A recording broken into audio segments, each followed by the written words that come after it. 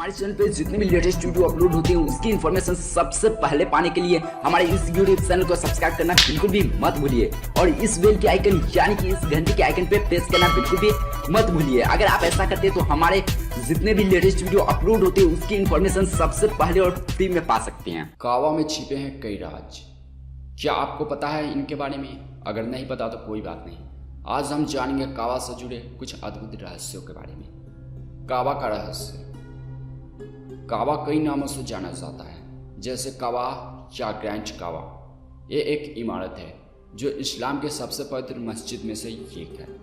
अरब के पश्चिमी भाग में हजब के प्रांत में, जो लाल सागर से काफ़ी पास है, मक्का के शहर में स्थित एक इमारत है। इस शहर के केंद्र में पत्थरों से बनी इमारत है जो 60 फुट लंबी, 60 फुट चौड़ी और 60 फुट ऊंची है। कावा का रहस्य। ये शहर कई सालों से इस पत्थर से निर्मित इमारत के कारण जाना जाता है और दुनिया के यात्रियों के लिए यहाँ आना जाना लगा रहता है। इस इमारत को बैतुल्लाह अल्लाह का घर मानते हैं। इसकी पवित्रता और पुरातनता इतिहास से अधिक पुरानी है। परंपरा से चला आ रहा है कि कावा अल्लाह द्वारा बनाया गया था, जो स्वर्ग के आकार में है और इससे बैतुल मामूर कहा जाता है। कावा का रहस्य। अल्लाह ने इस इमारत का निर्माण करने के लिए इब्राहिम से उस वक्त कहा था जब वो साधारण डेजर्ट अपनी पत्नी और बेटे के साथ जाने वाला था। पैगंबर इब्राहिम ने इस जगह का निर्माण किया और उसकी अनंत दया से अल्लाह पृथ्वी पर इस जगह पर ठहराए गए। कावा के चारों ओर अल मस्जिद अल हरम पवित्र मस्जिद कहा जाता है। कावा के अंदर क्या है? दूसरों के अनुसार 3 स्तंभ है। कावा के अंदर एक तरफ एक मेज रखी गई है जहां लोग इत्र आदि डाल सकते हैं। इसके अंदर 2 लालटेन के प्रकार के 2 दीपक छत से लटके हुए दिखते हैं। काबा के अंदर लगभग 50 लोग को एक साथ लाया जा सकता है। काबा के अंदर क्या है? काबा के अंदर कोई बिजली की रोशनी नहीं है। काबा के अंदर दीवारों और फर्श संगमरमर के हैं। काबा के अंदर कोई खिड़की नहीं बनी है। इसके अंदर जाने और आने के लिए केवल एक दरवाज़ा है।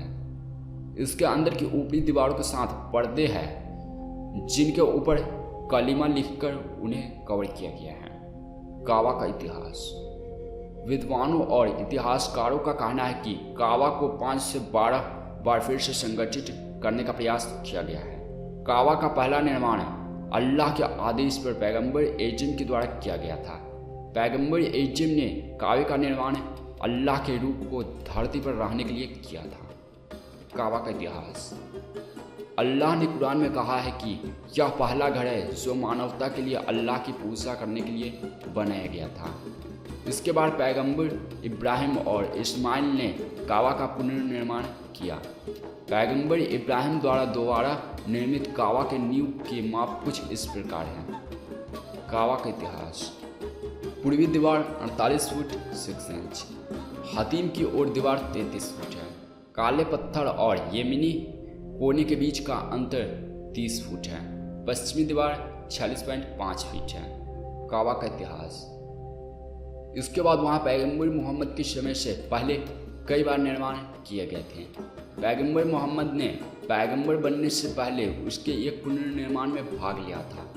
एक दिन अचानक आय बाज के बाद कावा क्षतिग्रस्त हो गया था और इसकी दीवारें फट गई। कावा का इतिहास। इसके पुनर्निर्माण की जरूरत आकर खड़ी हो गई थी। यह जिम्मेदारी कुरैश की 4 जनजातियों के बीच विभाजित की गई थी।